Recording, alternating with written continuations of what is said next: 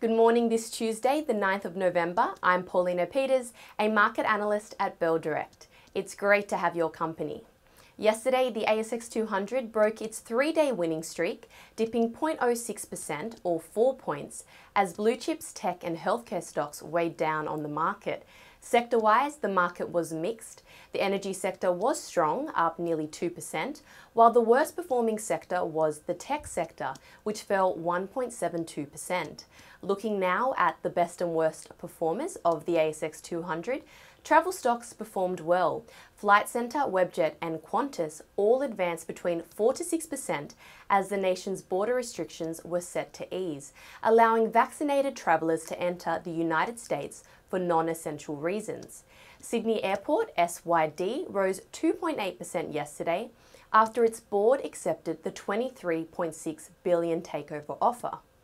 In terms of the worst performers, tech shares like Xero, EML Payments and Appen, APX, all came under pressure. However, the worst performer was medical device company PolyNovo, PNV, which fell nearly 10% after its Managing Director Paul Brennan handed in his resignation.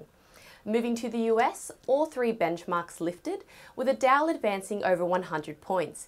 This comes after Congress passed a more than $1 trillion infrastructure bill, now awaiting President Joe Biden's signature. The package will help provide new funding for transportation, utilities and broadband. The S&P 500 pushed forward 0.1% and the tech-heavy Nasdaq rose 0.2%.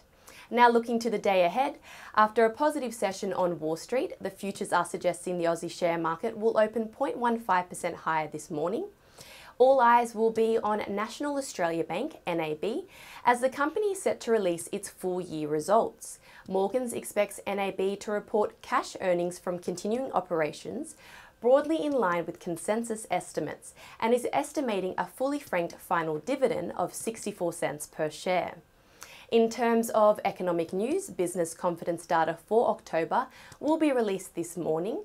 For context, business confidence is determined by a monthly telephone survey conducted by NAB, whereby 600 small, medium and large-sized non-agricultural companies are surveyed on their expectations of business confidence conditions for the upcoming month.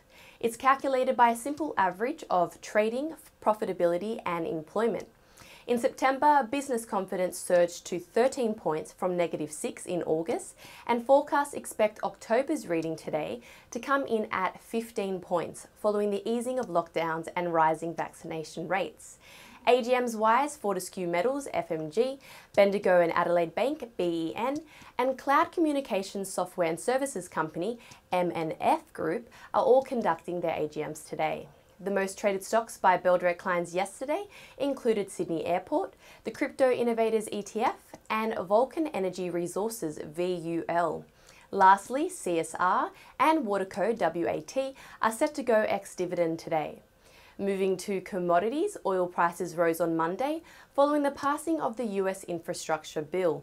The WTI crude oil price was up 1.17% to US $82.22 a barrel.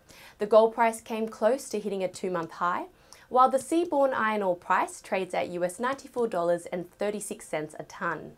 Now, to end on some trading ideas for your consideration, Bell Potter has maintained its buy rating on leading mining services company Mineral Resources, MIN. However, have decreased its price target to $50.45, previously $54.25. Bell Potter forecasts further iron ore volatility and reductions towards longer low-term levels. However, noted that there are several catalysts for Mineral Resources' share price over the next 12 months. As a Bell Direct client, you can find out what these catalysts are by simply accessing the latest research via the Research and Tools tab within the platform or via MIN's quote page. Separately, Macquarie and Citi are positive on the stock, Ord Minnett have a hold rating, while Morgan Stanley is underweight. To end, bullish trading signals have been identified in Red Dirt Metals, RDT, Coronado Global Resources and Unibail Rodamco Westfield. And that's according to Trading Central. And that's it for today. I'm Paulina Peters with Bell Direct. Stay safe, have a great day and happy trading.